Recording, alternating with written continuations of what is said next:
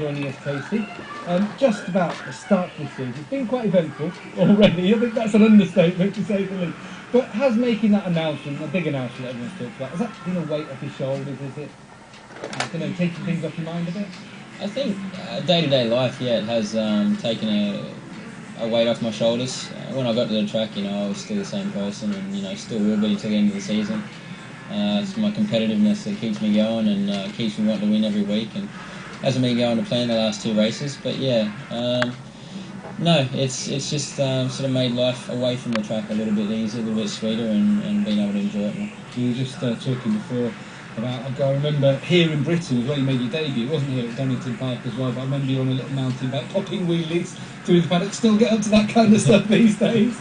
I wish if I wasn't getting chased by fans down the paddock, yeah, we'd still be out there probably popping wheelies everywhere for fun. But no, we had a ball, myself, Chaz, Leon, a load of other guys, sort of grew up together around the paddock, and the days when you could go and race against each other and still be mates as soon as you're off the track, they were the good days. It's still paddock though with like Jorge Lorenzo, Danny Pedrosa now. You all seem to get on really well at the moment.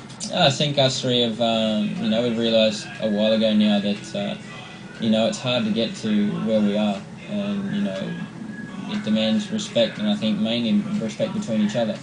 We all know how fast the other riders are, and unless the other rider does something wrong on track, there's no reason for us to have any problems. So we go out there, we can race hard, fair, and enjoy each other's company still. The way Jorge was talking last week about marriage between the two of them, you don't want to get in between them. No, I'm all good.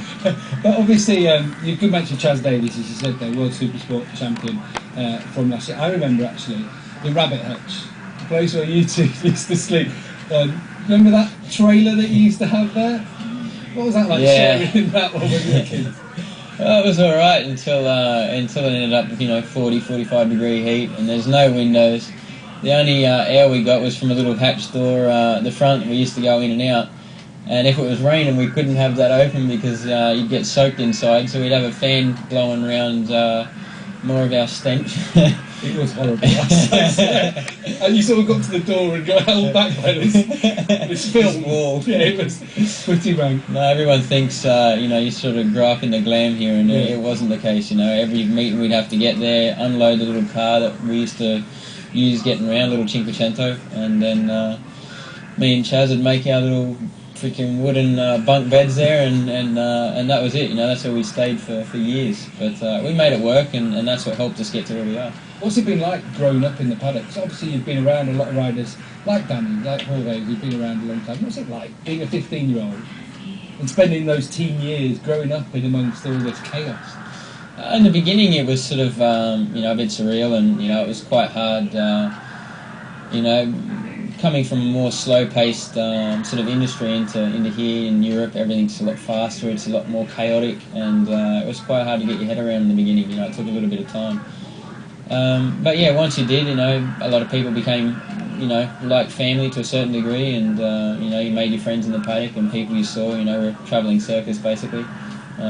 So pretty much everyone in the paddock and know what they were doing, but we've definitely come a lot more separated from that sort of side of things. Unfortunately, we sort of end up getting locked in our motorhomes. I can't stand out the back of the garages talking with old friends, mechanics, things like that anymore, and it disappoints me a bit. So hopefully in the future I can catch up with a few of them. But it's a nice place to grow up. There's a lot of things to learn, a lot of people to meet, and there's a lot of good memories. And I just want to ask, of course, you became a dad early on this year. How are you doing? Fantastically well, to be honest. Is your wife happy with how you're doing? You changing enough nappies? Yeah, I have been slacking off a little bit lately. It seems they've got quite a relationship, quite close. But it's fantastic. Every day, especially when now we've got them at the track.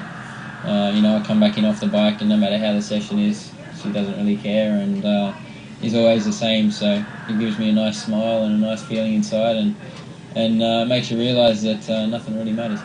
Well, thanks very much for joining us, Casey. Wish you all the best for the future, and of course for the rest of the season too. Thank you very much. Well, we were treated to